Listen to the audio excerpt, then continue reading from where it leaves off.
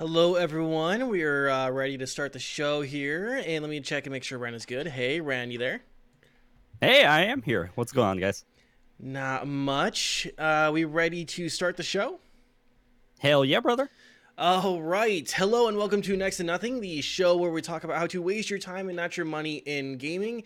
I am your host, Danie K. With me, as always, my partner in crime, my true love, Renditions.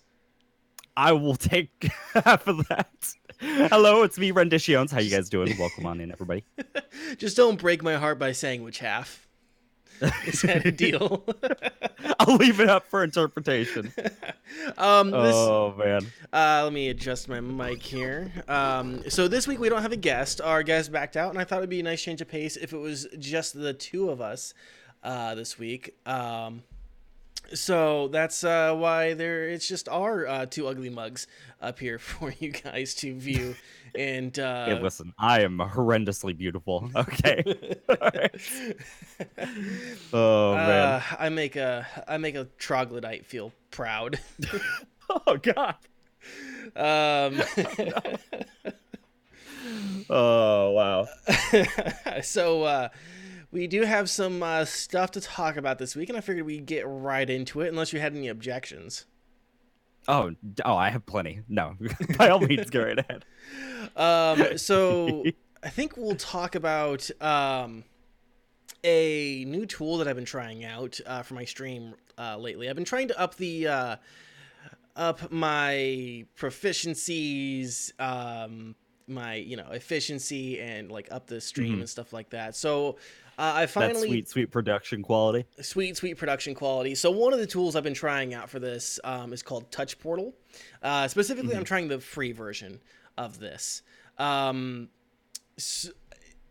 which I will say is available on iOS. It's also available on Android phones and for PC. I'm not 100% sure if it's available for Apple. I can double check that here in a moment. But basically, what Touch Portal is, it's a macro button app designed for your phone to be used Mhm. in conjunction with a PC or with a Right. So think computer. of it essentially as Stream Deck Mobile in a Yep. sense. It's a free alternative version to that. Yes. Now it's more of a freemium product, I will say. Hmm. The first taste is free, and then Okay. it's $10 for the full version, which gives you unlimited buttons. Is it $10? Is it a monthly subscription or Nope, is it just just ten flat, dollars flat? just $10 Okay. flat. All right. Um, so yeah, the way that you use, and I will say, as I just looked it up, it is available on Mac OS as well. So it's Okay. available for Android, iOS, PC, and Mac OS. I'm sure if you are a Linux user, you could probably figure out a way to run Linux as well. Hmm. But so yeah, you connect. There's two methods of connecting Touch Portal. You first have to have the app installed on both your PC and on your phone. You can keep your phone connected via USB. Um, or, as me and you found out in the pre-call, Hmm. you can connect using Wi-Fi, which Yeah. I saw the option there. I just hadn't tried it out Hmm. until this, and it works just as fine Okay. as having it wired. Um, so yeah, what you first need to do is have it installed on both devices that you intend to use it for.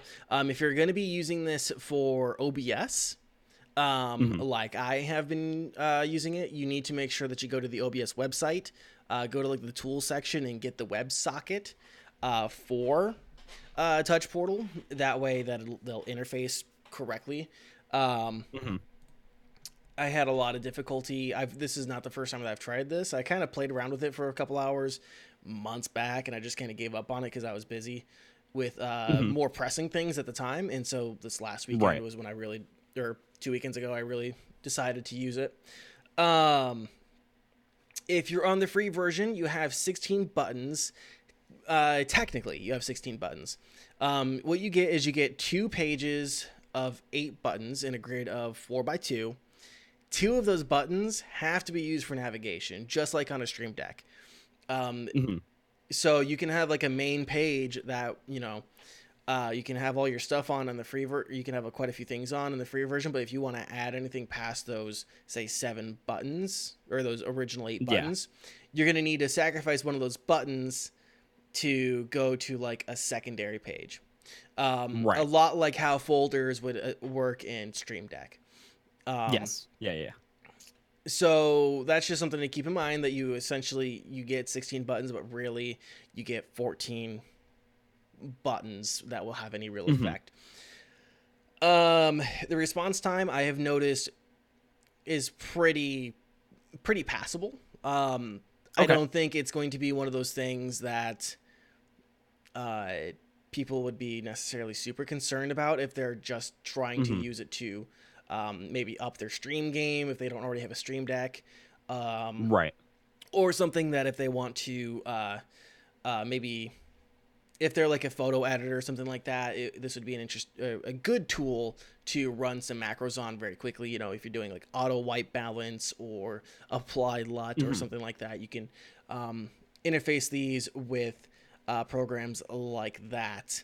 Mhm. It does have some integrations already built in for it. It has integrations for OBS, XSplit, Slobs, Twitter, and Twitch. Okay. Um, Are let's those all of them, or is there more? That's all of the built-in integrations that I've seen. Okay. All right.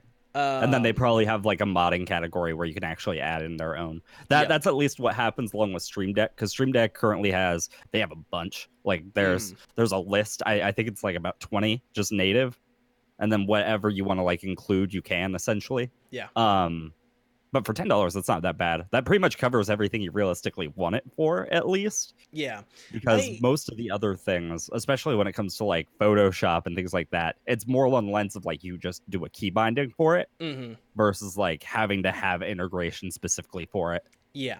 But yeah. And I haven't tried it out with Photoshop Hmm. or with Lightroom or Premiere or anything like that. That's Hmm. kind of my next phase of experimentation with it. I would like to see, if I open up like a Lightroom, hey, can I just have it run this keybind real quick? This, Hmm. quick key. That way I can just white balance without having to, at the touch of a button. Um, Yeah. or do it with Premiere and see if it'll like do a white balance and apply a LUT, especially if I'm doing like a bunch of batch video work Hmm. where it's like, okay, I have all of these files and they need to be white balanced or auto white balanced and they all need this LUT applied. Hmm. Will it do it Yeah. quickly? Um, that way I'm not going to each folder individually and having to do multiple button clicks for it. I haven't tried that Right. yet. That's kind of, like I said, the next thing. Um, Hmm. let's see, what else do I have here for the notes? So there was like some setup confusion that I had, and I will Hmm. say, the official videos are not great. Um, it doesn't explain the fact that you need to install the WebSocket for OBS from the OBS website.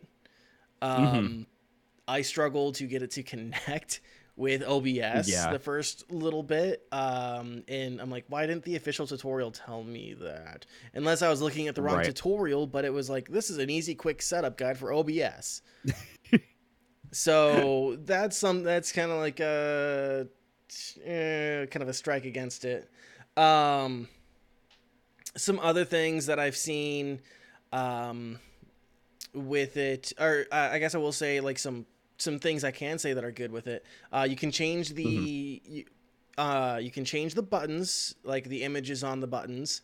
You can also add like an animation to it, so you can see visibly that you press the button. And then Okay. you can also turn a setting to vibrate. But because for me that it would be sitting essentially maybe a foot and a half at most, more like a foot Hmm. from my mic, vibration was not anything I really wanted to have it Right. do. But I Yeah. found just seeing it like the animation wiggle on my phone Hmm. as an indication that yeah, it registered my button press was good Okay. enough. Um, Otherwise, honestly, I have. It's hard to be unsatisfied with something like this, Hmm. because it. First off, like I said, freemium. You get that, you get that trial to see exactly how it works and play around with it. And I feel like in just the time um, that I've played around with it, that I feel pretty good about it. This will probably be like a purchase I make in the future. I still haven't used all my button presses or my Hmm. button options yet. I still have a few. Um, Yeah. so I'm trying to decide exactly how many, like for stream. Right now, what I have it set up for is I have my two navigation buttons. I have for the main stream where it's actually really difficult for me to change scenes and stuff like that during gameplay. I can do with the two podcasts. It's much easier to change because I'm not in a windowed environment or Hmm. in a bordered environment, desktop wise. Um, Yeah. but I have all my scenes, my regular gameplay, my webcam only, my hype page, my new hype page. So if you guys haven't seen that yet, come on by when I'm streaming, gameplay. Um, I have an emergency mute, especially in Okay. case like a song request doesn't come through right, or a song Hmm. request does come through right and it's a troll, or Hmm. something like that. I have an emergency mute setup, which works actually very, very well. Um, let's see. And then yeah, some sound effects. I added some sound effects as well. That are just been fun and enjoyable to use. Um, Hmm. so I'm still gonna be playing around with some more stuff for the stream to help like with the podcasts and whatever Hmm. else. And But you're still currently on the free version, right? yeah, I haven't paid for Okay. the full version yet. Okay. Once I outgrow the free version, I'm probably gonna go on ahead and do the full purchase. Um, Hmm. and simply because even if I don't even use the full purchase outside of much else, Right. if I'm only running 3 or 4 pages, ten Yeah. dollars still beats running a stream deck. That's Yeah. $120. Yeah. um, Well, the reason why I ask is because comparing, because realistically, the way that I compare this is I compare it to Stream Deck Mobile, which is a thing as well. mhm. It is more obviously because it's Elgato and they like to charge a lot of money, but I think it's like $3 a month or like $20 a year. I think I could be wrong on the Yeah. yearly one. That one I could definitely be wrong on, but I know it's about like $3 a month. And it gives like all the exact same features as regular Stream Deck. Um, I don't know. I really enjoy my Stream Deck just because it has like so much native functionality and like integrations built in. Because you were mentioning things like it has Twitch, it has Twitter, it has OBS, like all of your standard like encoders, and it has like all of that. Mhm. But like for example, mine has like Spotify integrated into it. I even have like my Minecraft servers are integrated into it where I can actually see like how many people are on a server at a given time, things Mhm. along those lines. One of the things that I was going to ask you about, and I kind of asked you about it like before we started the stream, Mhm. is with Stream Deck, you can make multi-function keys, Yeah. which essentially causes more than one macro at a time. Mhm. So one of the like main like Twitch ones, for example, is like being able to change your game and the title of your stream with a press of a button to any specific thing. Whereas like using a Stream Deck multi-key, I could do that along with starting up a game, switching the scene directly to that, like doing a whole bunch of stuff all at once on just one key. That's one thing I really do enjoy about like the Stream Deck as a whole. But I definitely get it. Like it's not super necessary, but I don't know. I'm a big fan of Yeah. like having these multi-function keys that I can press that like set up my stream that I'd normally take like 10 minutes to like deal with and Mhm. just like click it once and then it's done. Like even when I promote the podcast that we're doing right now, I have one key that like automatically goes to Discord, to Twitter, and automatically hosts the Twitch stream. as well, all at once. And I find that super handy dandy versus like having to go through and actively do it all. Yeah. But yeah. So does it have like a multifunction key? This is like Yes. my biggest question for sure. It does? Okay. Yeah, so for like my mute button for sure, it's two functions. It's mute Okay. desktop audio in OBS and mute mic. And Mhm. then when I open up the OBS, or not the OBS, the Touch Portal software, which I don't know why I tried to open it again. I already have it open. It just freaked out. So anyone that it was, but yeah, you can, and then you also, so you have an on press and then on event options as well. So you Okay. can do, you can add, you can run a program, run batch files, run a shortcut, open folder, PowerShell script. It has a navigation for URL and pages. It does the input. Right. Okay. It's got a utility that you can, lock computer, shut down computer. It's got logic, HTTP, visuals, media functions. So yeah, you can, and I'm sure you can get really deep with this, where it's like, Yeah. If you're start application and run another event, or on that event, start this or play this. I haven't played with it that deep yet. Yeah. Mostly for time's sake, unfortunately. Right. I haven't had like a ton of time to really play around with Touch Portal outside of getting like my basics set up. Yeah, But I mean that makes sense too, especially when you're just trying to figure out how it works. But like that's one of the big things I always like immediately think of when I think about the Stream Deck is the pure amount of integrations as well as the multifunction key itself. Yeah. Like that's always the big thing for me.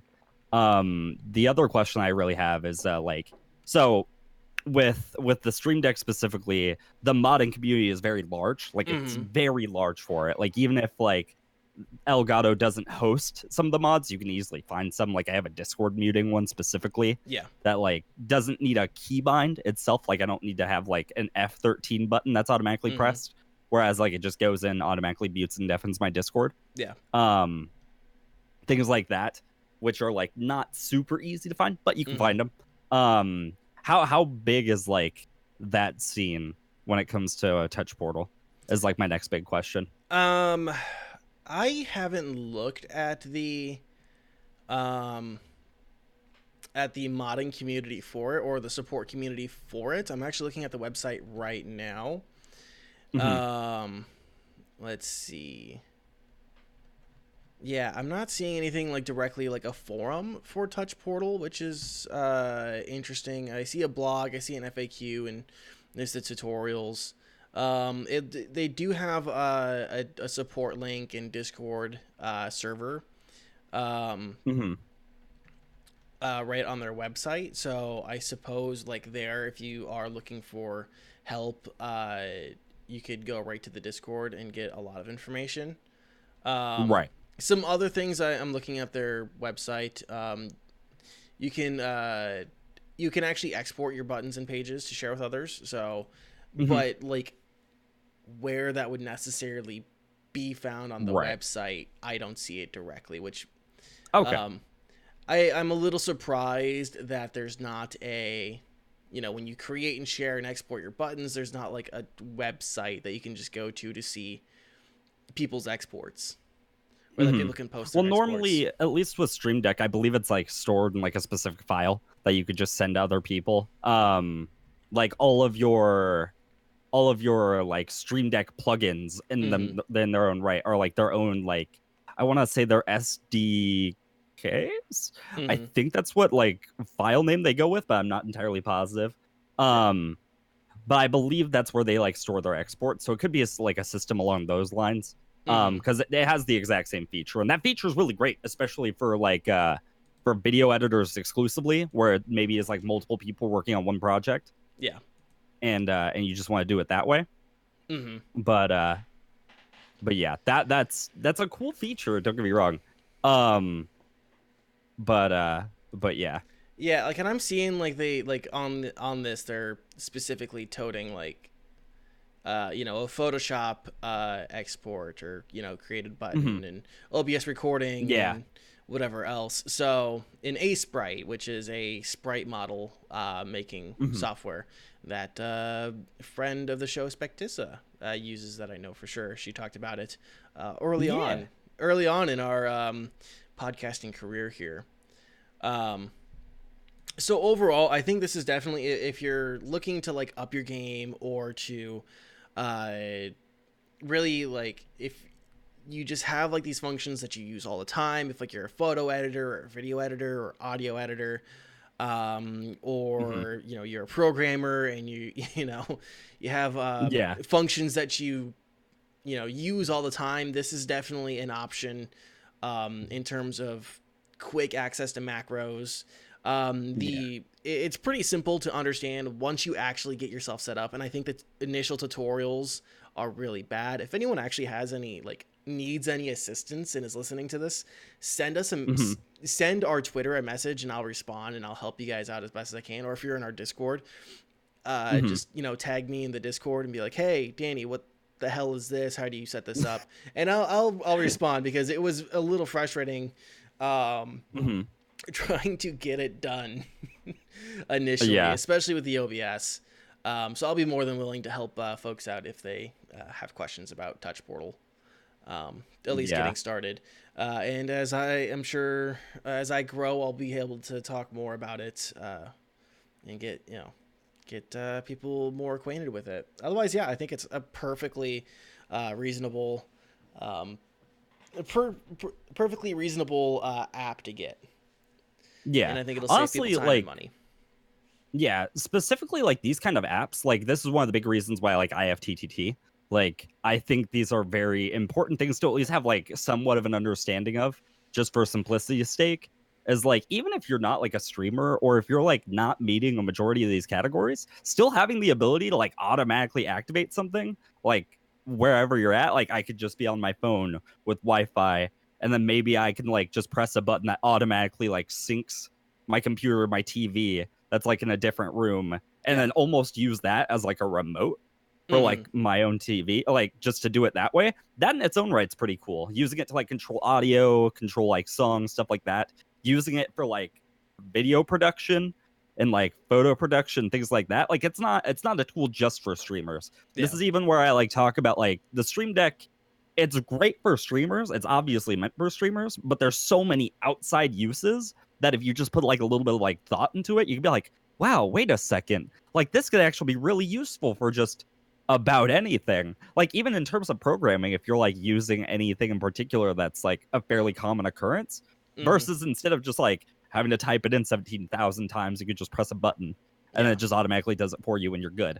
Yeah. Um, but yeah, it's one of those things I definitely recommend for everybody, to be honest. Yeah. Like, at least try it out and see what you could do with it. Yeah. Because, like, yeah. Which I've been meaning to ask you about, if this then Mhm. that, because I've been struggling with that, trying to get like a podcast bot on the Discord, because Yeah. apparently there's like no good RSS reading bots for Discord. Mhm. Um, Yeah. yeah, I was looking for. This is just going to be a slight tangent here, but I was looking for Mhm. a bot that would look at RSS feeds for podcasts and then Mhm. automatically post when they update. And I Yeah. couldn't find one. I couldn't find one that worked well. At least there was like Mhm. one that was like, yeah, we'll like post like your favorite stats from Reddit or something like that. I'm like, that's not what I want though. I wanted to just like, I want to be able to put in an RSS feed and be like, hey, this was updated. Here's a link to go view it or something. And it Mhm. didn't do that. Yeah. So, Yeah. um, let's see. Anything else on Touch Portal at all? Any other like questions or thoughts? I'm gonna continue playing with it. Mhm. Um, and as I continue to, I'll come back with some updates maybe in a couple weeks or so. Okay. All right. I think the last thing is like, because you're using the free version right now and you're talking Mm-hmm. about how you have 2 pages, and I was looking through it, and like they say that you get an unlimited pages, so I'm assuming that's kind of just like if you already paid for it. But can Yeah. you make folders? That's probably like the big thing that I immediately wonder is like if you can make folders, that's an excellent way to bypass that sort of thing. Because technically I have like 2 pages used on my Stream Deck right now, but I Mm-hmm. use everything through folders, so I just Yeah. like mitigate the amount of raw pages that I have. Um that'd be something that I would immediately be curious about. I I don't think you can. Now, and Okay. this might just be me. Is like a folder just like a sub page? Like, do you? Yes. Yeah. Yeah. So, for Okay. example, with the podcast, I have my regular streaming stuff, and I have Mm-hmm. my podcast, and then I have like my lighting all in like separate folders on like one main page. Mm-hmm. And then that's all like very easily accessible just by pressing the button that gives me all the options for it. It's Yeah. essentially like another page, Mm-hmm. pretty much. But like it just doesn't consider it another page in the grand scheme of things. Mm-hmm. Um, but yeah, it's essentially just like a folder. It's a folder. Gotcha. Yeah, no, I don't think you can. Okay. Looking at mine right now, looking at the way I have it in, um, Mhm. I don't see any options that I can create a folder. I think everything is just gonna have to be raw pages. Okay. Um, which, yeah, kind of stinks, kind of doesn't. I would feel like I would probably get Yeah. lost with like a bunch of folders, but that's also Mhm. just me. I'm like trying to tap everywhere, trying to get back to where I need to be. Would be a pain in the ass. Um, so yeah, that's about that. I think. Anything else on Touch Portal you want to? No, that should about cover it for me. Cool. I think that's like weird. We both played a game this week that Yeah. And I'm like brand new to it. I've yeah. gotten a little tiny bit of experience with it. So recently we've both been playing Killing Floor 2. I was going to play, well, no, I played it on Friday. I think you played on Thursday, right? Yeah. Now Yeah. and I've been playing Killing Floor 2 on and off for 2-3 years now. Yeah. I'm like super new to the series for the most part. I have like 8 hours in Killing Floor 1, and I have about the same at this point in Killing Floor 2. And I've honestly been really enjoying it. For those who don't know what it is, it's essentially a wave-based zombie shooter in a sense. So it's really old school in that regard. It's honestly really old school in a lot of regards. That was one of the things I started to notice was like there was a lot of like class-based character selections, which is very reminiscent of like Team Fortress 2 in a sense. The shooting was good. It wasn't anything like absolutely top notch, but it was definitely good. It held its own ground. It wasn't bad by any means. And like the concept of like a wave-based shooter isn't super common nowadays for the most part. Like you don't really see that very often. Tends to be more often like it's an open world and you kind of just explore it rather than Killing Floor. You're literally just trying to hold out wave after wave after wave, and your gameplay selections are like short for 4 waves, medium for 7, and then like long for 10. And you're essentially just fighting off zombies. That's pretty much the gist. You're fighting off zombies for a certain period of waves, and they start ramping up more and more over time until you get to the very last one, which is like a boss. So you end up fighting like a boss, and then that's done for that match, and then you go ahead and start up the next one. So it obviously it's focused on replayability. And one of the things I noticed immediately was like it's very good at grabbing your attention as a new player, and you can also see as a new player the possibilities for it to like gain more depth. So like for example, looking through like the perk trees and things along those lines, you can see like okay, the medic is going to over time because there's a leveling system for all your characters. It's kind of like an inherent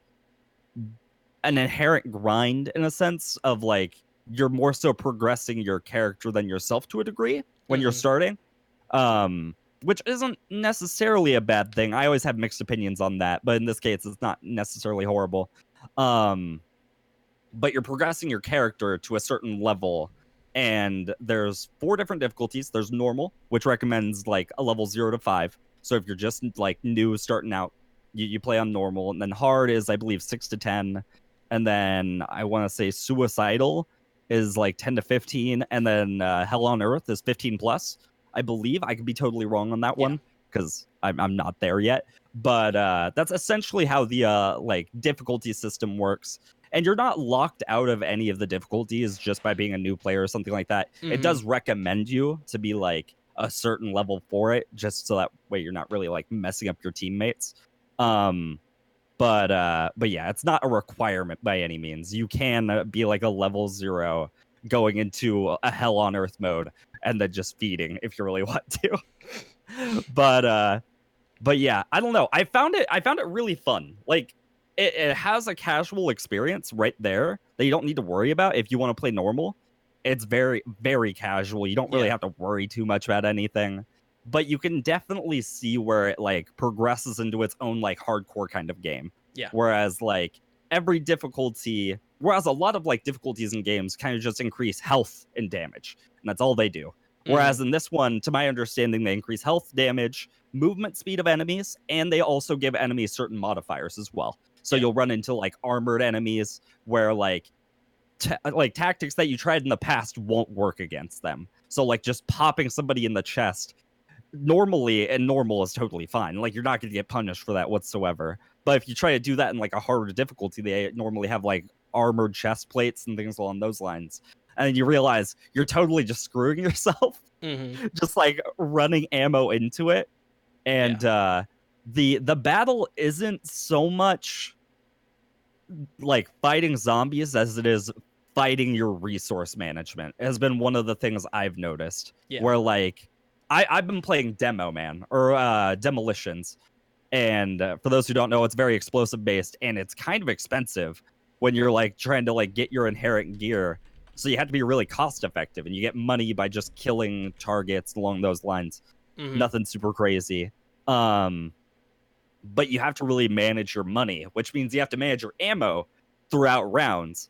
And if you're like mismanaging your ammo all the time, you have to pay money to get more, and then you're just gonna be in this horrible loop.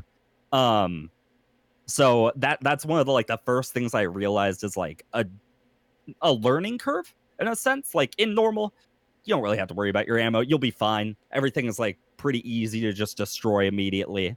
But like when you start getting into the harder difficulties, it's like, yeah, I'm constantly running out of ammo. I don't know what I'm doing wrong here. And then over time, you're like, okay, I see it now. I'm just mismanaging a lot of my resources.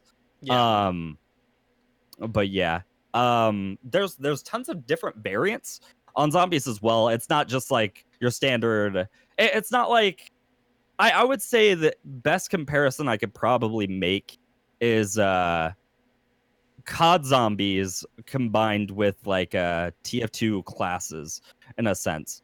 Just an expanded version on TF2 classes would probably be my best way of putting it. And honestly, when I was like thinking about it, well, kind of to a degree. It's very COD zombies in the sense that you're constantly running around. With Left 4 Dead, you're like in a campaign, you're actively trying to progress through a map. Whereas in COD zombies, you're just trying to survive. Well, I guess that's all you're trying to do, and you're just trying to like manage that. I guess I meant to ask more about the zombies themselves in the ways that they operate and move. Yeah, okay. Yeah. So yes, you're right. In the sense that there is different variants of zombies, yes.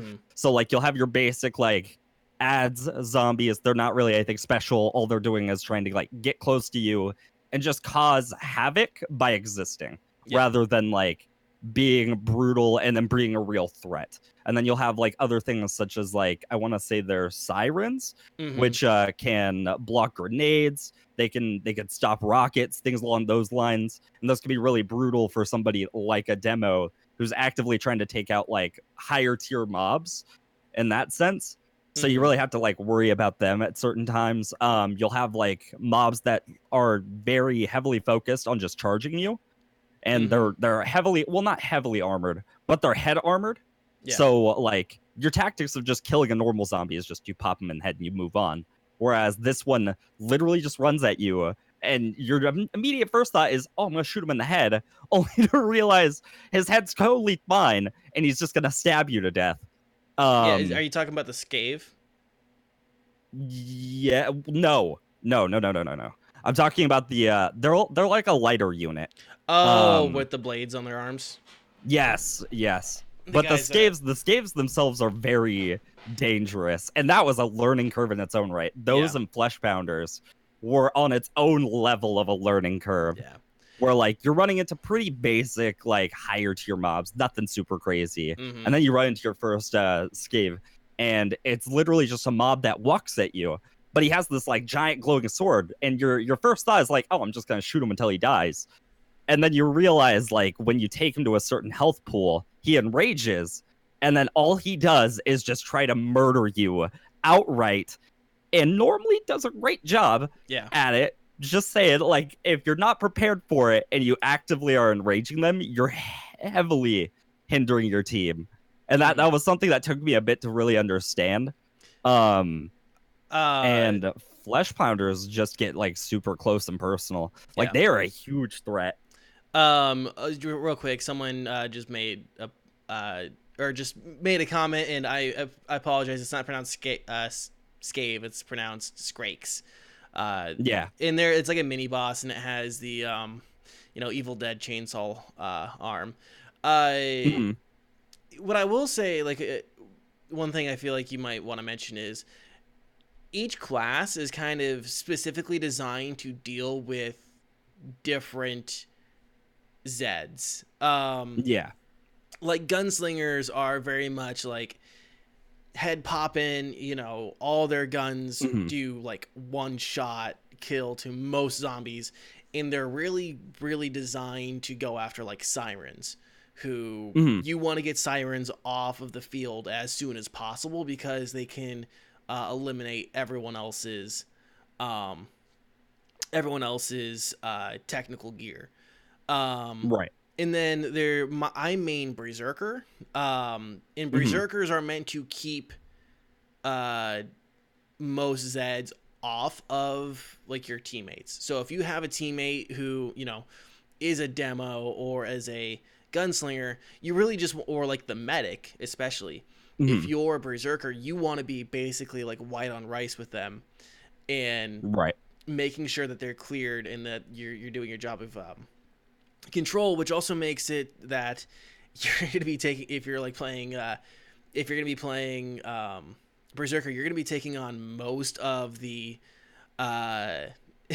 most of the large Zeds, because you don't want the large Zeds going for the other players, especially medics. So that was one thing I learned real quick as playing Demolition, was the second that a flesh pounder's on you, you're immediately useless. Like, everything just goes out the window because all of your stuff has like a certain range until it can actually work effectively. You can't just kind of shoot a rocket point blank and expect it to blow up, because it needs a certain amount of time to set. So like the second a flesh pounder's on you, you're like, well, I'm screwed. It was nice knowing you. But yeah, you're totally right. Like, having these different classes all have different like impacts, or they focus heavily on different things. So like sharpshooters and demolitions are heavily focused on big game hunting. So these things like these flesh pounders, like these skrakes that are like at a distance, they're very easy to take out in those roles. But like the second that they get close, it's kind of all over. And that's where things like the medic and the berserker come in to try to like hinder that ability to get to the back line. So there's like this entire metagame underlying it. But like, if you're playing it casually, it's not very impactful. Like, it's not something that you necessarily need to worry about so much, because everything can die relatively quickly. But the second that you start going into different difficulty modes, you immediately start realizing, okay, these tactics that I was trying before aren't going to work. I think that's a really cool thing. I think it's cool that like this game actually has some depth. When I looked at it initially as like a brand new player, I didn't really see any. I was like, okay, it's just a zombie shooter game. Cool, I guess, whatever. But after giving it some time, I was like, okay, wait a minute. So I've been loving just exploding stuff, obviously. It's tons of fun. But I'm not playing my role correctly. Like, I'm not helping so much. I'm just kind of clearing trash mobs because I can. But easily somebody else could deal with that, whereas I can just take out these like really dangerous like characters, these really dangerous mobs, and try to help in that regard, to really focus on that particular role. But yeah, I don't know, I found that to be a really, really cool thing. But I don't know, I definitely got that feeling that they were very heavily inspired by Valve in so many different regards too. It was like you're right. In the Left 4 Dead sense, they have these different variants of zombies. in the COD sense, which isn't like related to Valve, but it's kind of just that run and gun sort of zombie shooter. And like the TF2 class sort of system, not necessarily TF2, but it's something that's very popularized from that. And the part that I looked at immediately and I was like, wow, this reminds me of CSGO was the loot boxes. Where I was like, wait a second, hold on. I remember this from CSGO and TF2. I don't want to buy keys for loot boxes. Yeah. I found that like a little weird. A little jarring of an experience on that. Yeah, I have a lot of USB sticks that I'm just gonna go on ahead and put this on the Steam market. Yeah, I don't know. I saw it and I was just kind of like surprised because I always looked at it as like just a co-op game, and in a co-op game you don't really have to show off. Like that's not the big thing. You're not like, oh, check out my sweet pistol. Yeah. Co-op. Normally that's the thing that you just kind of gloat when you kill somebody. But I don't know. I found that to be a really weird marketing strategy, I guess. I don't know. I found that very jarring as a whole. Yeah. I mean, it's still technically an early access game, which I even have a note in here about, is this even early access anymore? I don't know if I'd consider it that, to be honest. It's been out for God knows how long. I think it's been out since 2014. Yeah, it's been out for a while. And like some things you were talking about, like as a new player having depth. I have like 80 hours in this game over on and off for like 2-3 years, and like I haven't seen like that much content update really. I did come back to it, and like this is like the period in time in which I have seen like the most content added, which being like some of the like hold and objective kind of play in like the whole objective mode itself, and then like hold a position was added as well. Like those were, but and I will say that actually adds a lot of more fun to it. Like there was a specific seasonal mode that we played. It was on a Christmas map, and every round had some sort of like go to this objective and do this sort of thing, which is a lot more interesting, at least to me personally, versus just kind of like run around the map and kill guys. Yeah. Like somebody did say that Killing Floor 2 came out in 2016. Okay. So it's been out for... But that's still 3. I'm kind of like... Because I did check a little bit on their page just before we started to see how many updates they've thrown in. And I counted 12. Yeah. 12 different like major free updates. And I think that's more of enough to like consider a full game at that point. Like even when I played it, I didn't consider it an early access game. I consider it like a full title. I did when I first bought it. Yeah, I'm like, this doesn't feel like an early access game. It doesn't look like an early access game. There was obviously money behind it, because if you look at the soundtrack, which by the way, the soundtrack is incredible. It's actual I will say music. that It's actual bands. Like its biggest thing. Yeah. And as a former youth group metalhead, Christian youth group metalhead, Living Sacrifice, Demon Hunter, Fit for a King, fucking Becoming the Archetype. Oh, those are some heavy solid state record, tooth and nail record heavy hitters. Yeah. Fucking just Living Sacrifice. Burning it. Oh, man. It's yeah, so I'm just like, this doesn't look like an early access game. It just was not. I still have a hard time seeing it as an early access game, and I feel like they should just say this is like the full release and that they're just going to continue with updates. It still seems to have a decent player base, though. Like, I don't have a problem really getting games, which is impressive. Yeah, I was having some issues finding people solo. Like when I was just playing by myself, obviously when I stream it, it's not that big of an issue because people want to play. But playing it just on my own, I did find some issues. But then again, I'm a new player, and that kind of makes sense considering. Like I don't expect a whole bunch of like 25s just hanging out in normal lobbies for fun. But yeah, it wasn't totally bad though. And even if it is, like even if it's just you, Mm-hmm. people can join throughout the game. It's not like the lobby just starts and then that's it and it's locked until it's over. Yeah. So like even like when I'm going in solo about like round 3 or round 4 in a 7 round like game, that's when Mm-hmm. people start to finally join in.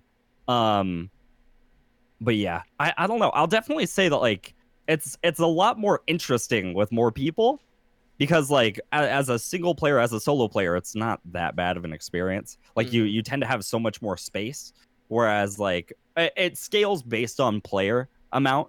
So Yeah. like having 6 players is gonna spawn in a hell of a lot more enemies than just being like one person. And other players also you can't just run through other players. They have their own hitbox. So like Mm-hmm. if you're trying to like even positioning to a degree does matter. Where Yeah. like if you're trying to get into a room where your entire team is hanging out, you better hope there's nobody blocking the door just hanging out there. Mm-hmm. Otherwise, you're gonna be stuck outside. Had that issue a couple of times. Yeah. Um, but but yeah, like you get a lot more freedom of movement when it Mm-hmm. comes to solo play, and I found it very easy in comparison. Mm-hmm. That was one of the first things I Yeah. noticed. But yeah. So some things real quick just about Killing Floor 2 for anyone that's interested. Right now it is on 50% sale for $14.99. Hmm. Regularly is $30. Um, Yeah. some of the system requirements, just for the minimum specs. I'm just gonna go minimum specs because doing both recommended Yeah. to minimum is a little ridiculous. You need a Windows 7 or 8 or 10 64-bit. You need a Core 2 Duo E8 200 at 2.6 gigahertz or a Phenom 2 X2 545 processor. Ren, nod if that makes Hmm. sense.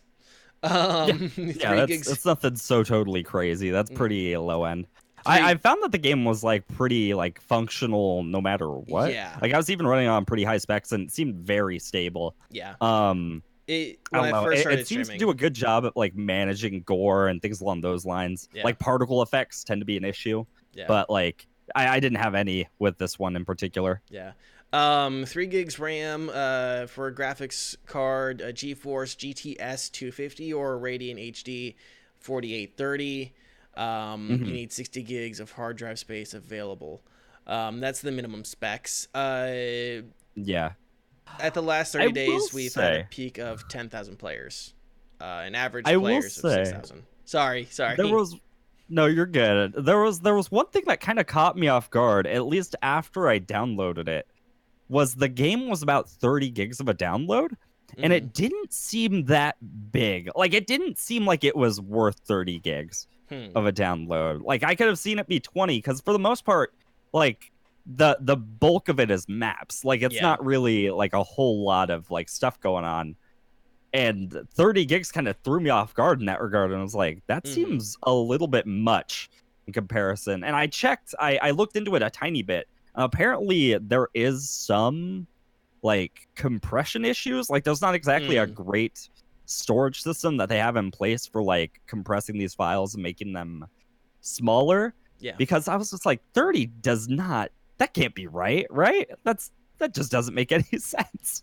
Yeah. Um, but yeah, just for people that have like data caps, I'd keep that in mind. Mm-hmm. Like if you're downloading custom maps, apparently they download uncompressed, so they're pretty big. Mm-hmm. Um, but aside from that, I don't know. I found it to be very functional. I didn't really have any issues. I think I might have had like a stutter once, Mm-hmm. maybe in a blue moon.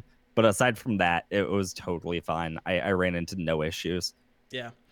Um. Anything else on Killing Floor 2? I've kind of said my piece on it. I think for $15, it's good. I don't know Yeah. about 30. To be 30, completely honest, yeah. I don't know about 30. It goes on Yeah. sale pretty regularly too. Um, Hmm. it's one that you could even probably get it for cheaper than 50% off. Um, Yeah. I mean the when I was looking at this Steam charts for it, it Hmm. regularly maintained right around 5,000 plus players. It seemed so.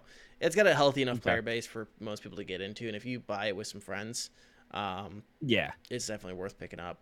Maybe Ren and I will play this week. We don't know yet. Yeah, maybe. Maybe. Possibly.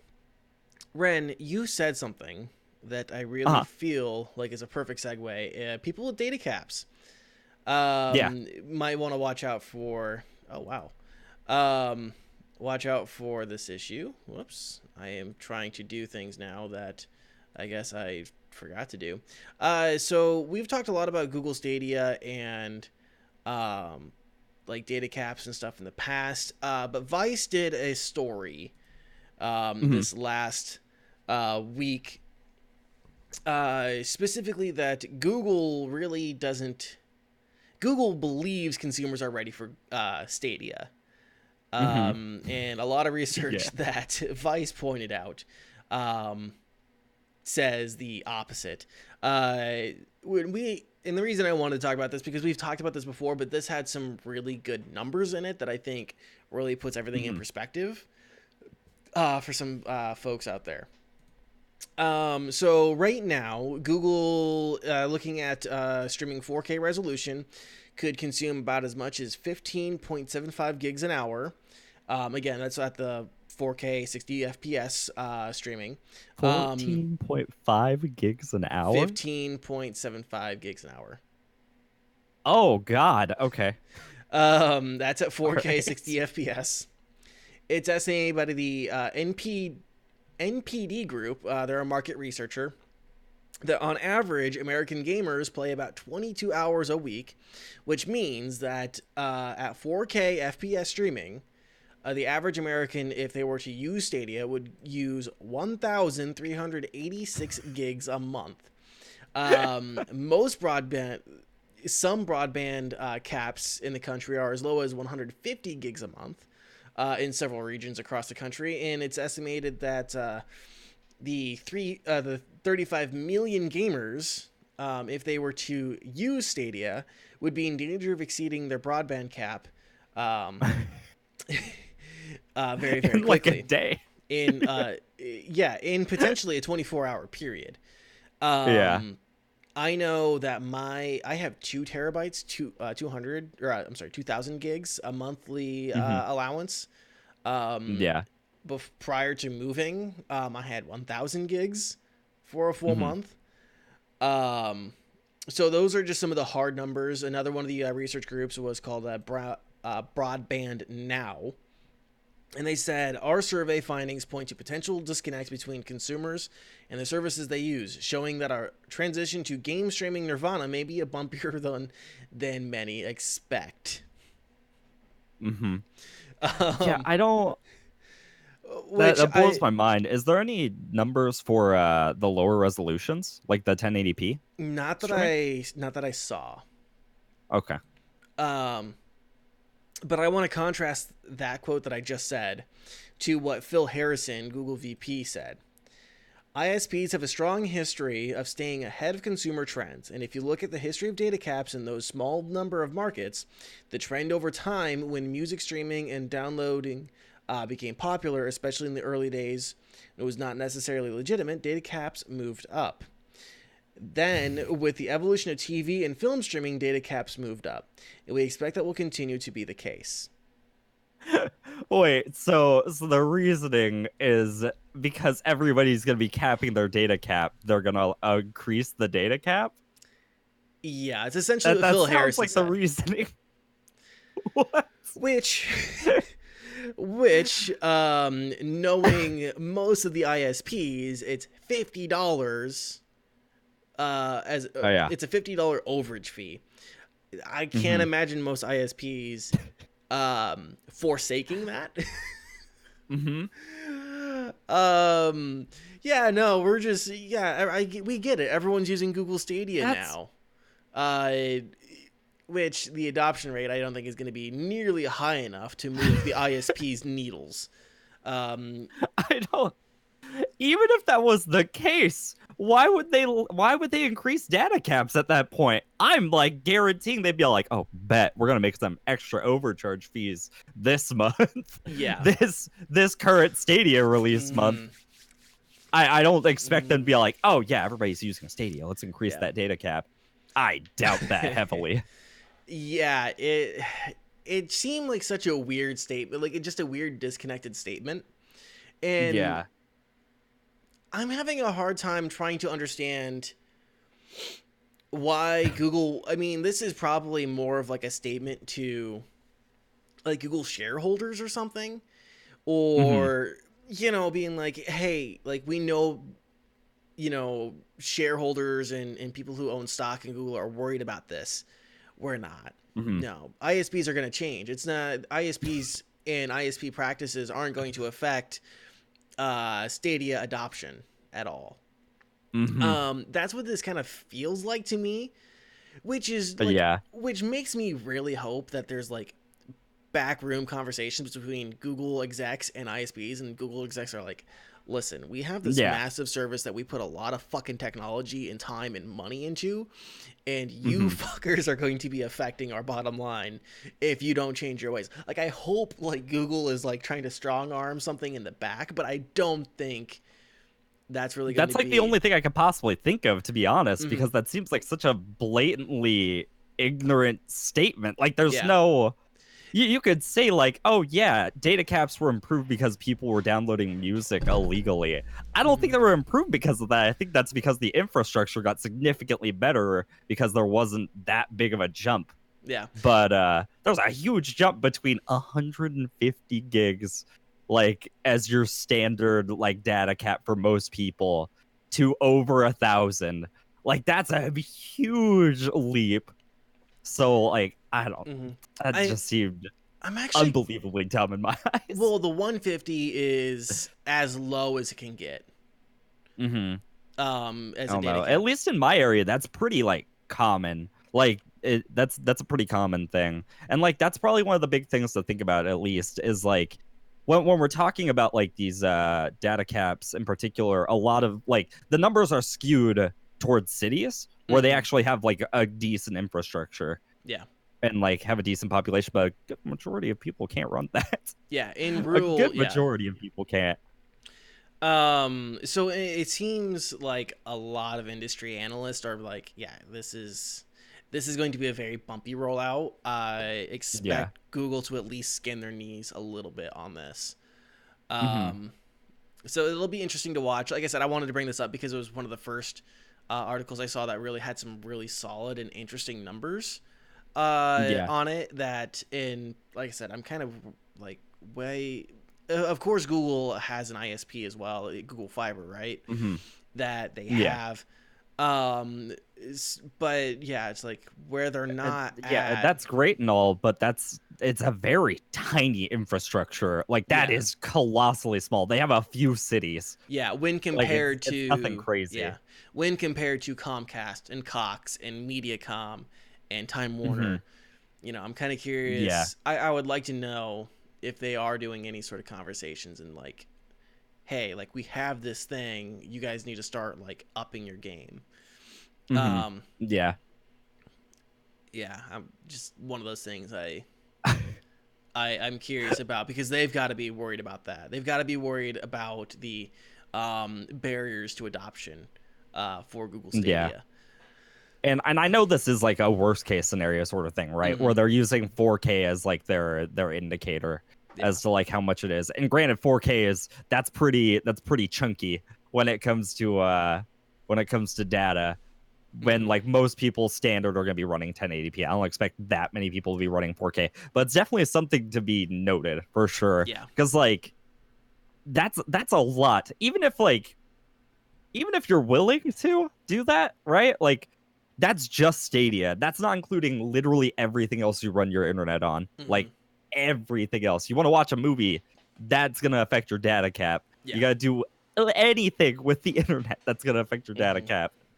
And like just seeing something easily take up about 70 to 80% of like one person's particular data cap Mm-hmm. in like a day. Yeah. That's I don't know about that one, Chief. Um.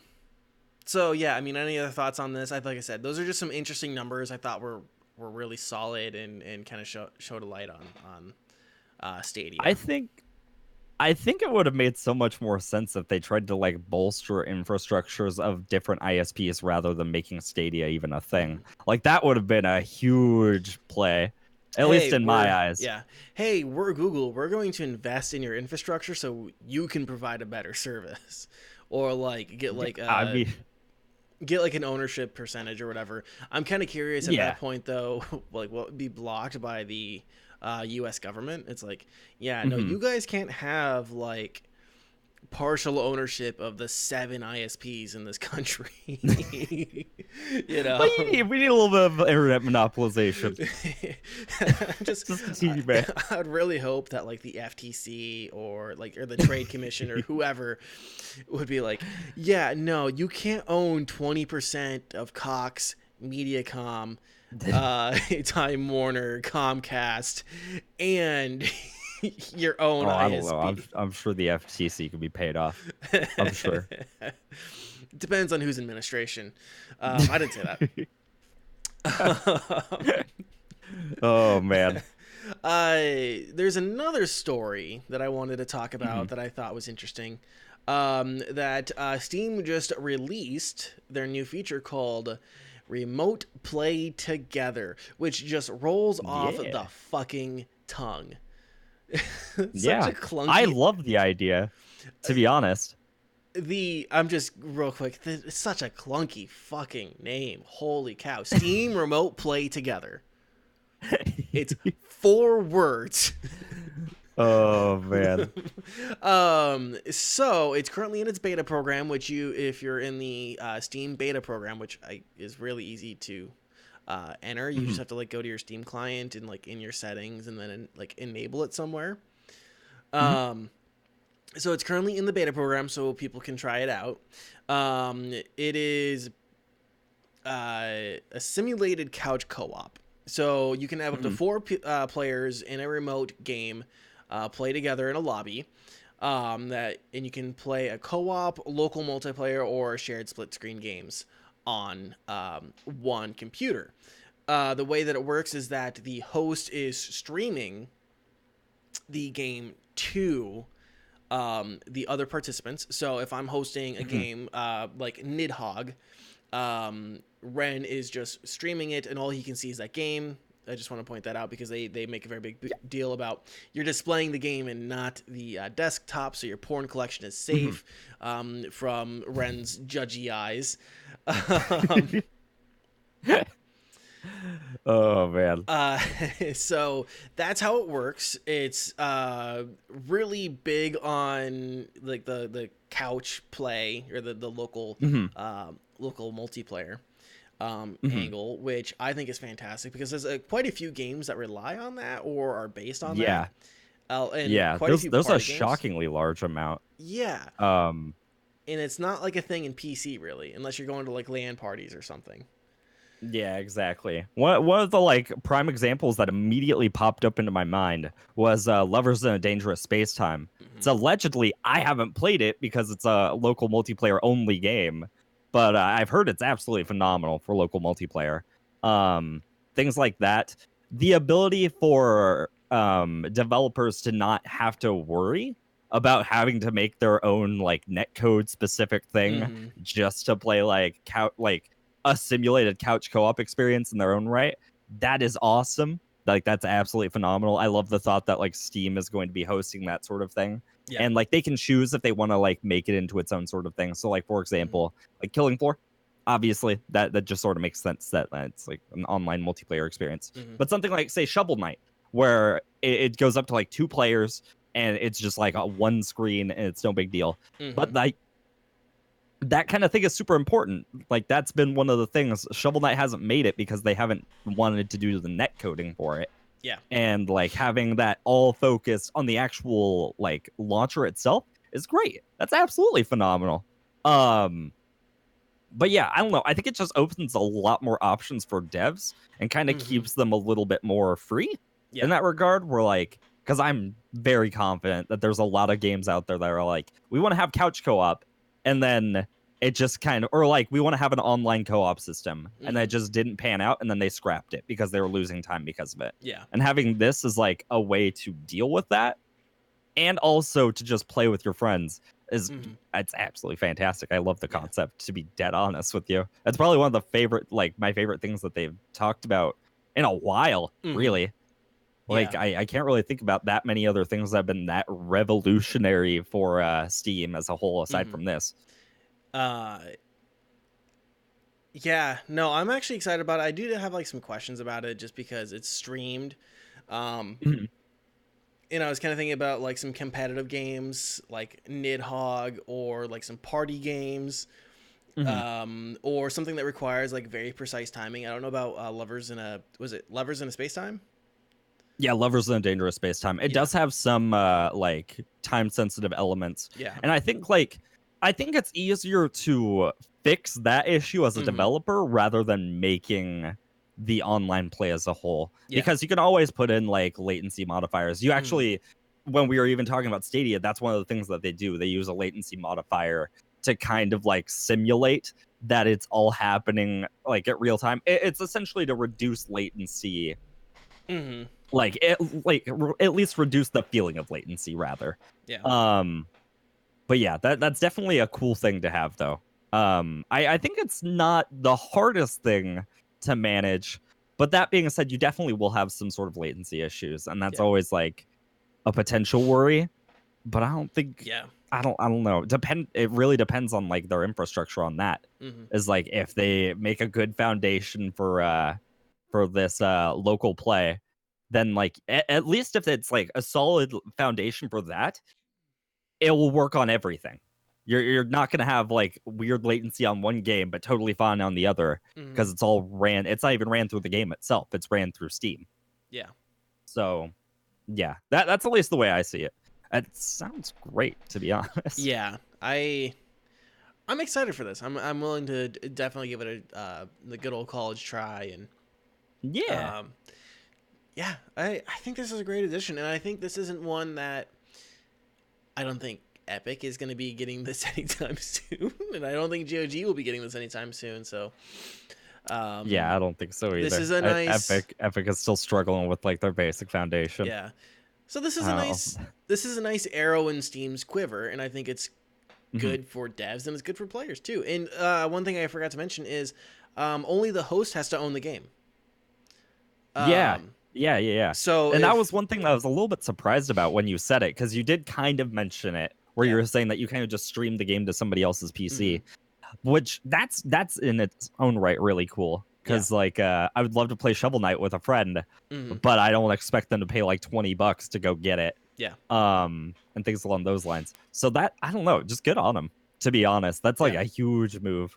I'm glad to see that they're doing more consumer-based like actions, consumer and dev-based actions, rather yeah, than just like we're revamping the store, yeah, we're changing the friends list, like yeah. making an actual impact on We're the making games a themselves. Is a streaming good move. we're making a streaming platform. Yeah, yeah, yeah. Steam which to be TV. which to be fair wasn't really a thing. I think it was just going to be for the Dota championships, Yeah, but still. Um it happened. yeah. So yeah, that's awesome, and I'm looking forward to trying it out. I got to figure out Mhm. how I'm going to try it out and who I'm going to try it out with. But Yeah, if you get your hands on it, Ren, let us know for sure. yeah, For sure. absolutely. So. Um Yeah, apparently it's still like in rough development, mhm, obviously, and they're really working on like server optimizations and stuff along those lines. yeah. But I can't imagine this being super bad. Like Yeah. it's gonna have at least some level of like solid decency. Mhm, If you're willing to play online play, this should function about the yeah. same way, if not slightly better. Yeah. You know, we should actually try it out. Do you have Nidhogg? Have you tried Nidhogg out at all? I do not have Nidhogg, I but you just do. said your own right. Only takes one person to have it. Yeah.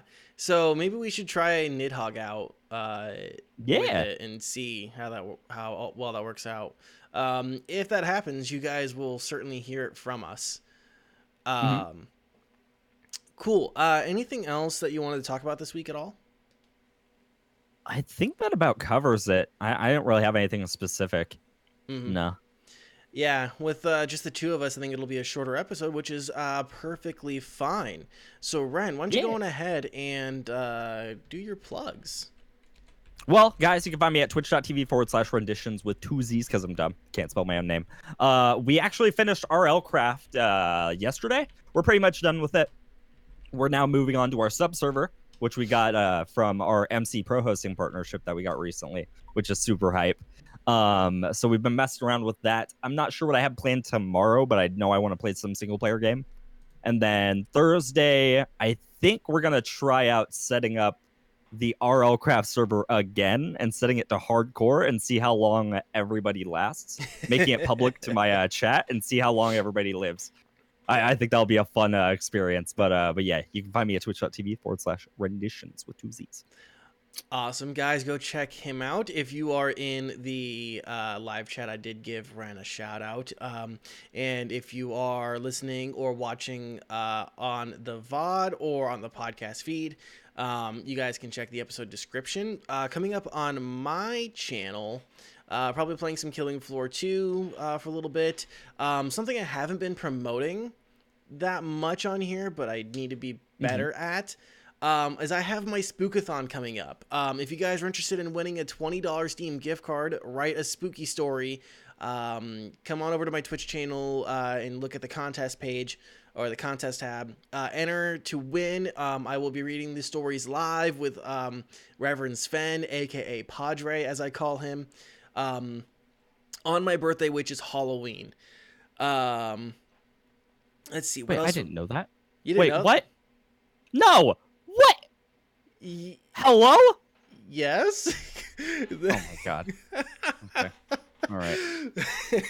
We've known each other for how long now, right? Cool. Which is why I did. Cool. This is the second annual Spookathon, by the way. Oh my god. It's my special birthday stream because it's funny to watch Danie read while he's also drinking. I am doing a special Halloween Dungeons and Dragons one-shot this Saturday. I have Mr. Green Elite, Switchblade Kittens, my very long-time friend Urban Decay, and if like someone else, Ren, wants to join us, they can feel more than welcome to join us as well. Ren, I'll see what I can do. Otherwise, guys, we appreciate all of you who listen live. If you've missed any part of the show, you can find the podcast on YouTube, Google Podcasts, Spotify, Apple Podcasts, and anywhere podcasts are found. Like I say every week, if you have a very particular app that you use and we're not there, let us know. We want to be where you are. We want to make it very easy for you. Let us know how well we're doing, if either here in the Twitch chat or connect with us on Twitter at NTNPod. You can also leave us a rating and a review on the podcast platform of your choice. You guys can help support the show by doing that as well. And just tell your friends about us if you really do enjoy the show. Ren, absolutely anything else before we go? Nope, I'm good, dude. All right, guys. Until next week, we will talk to you later. Bye.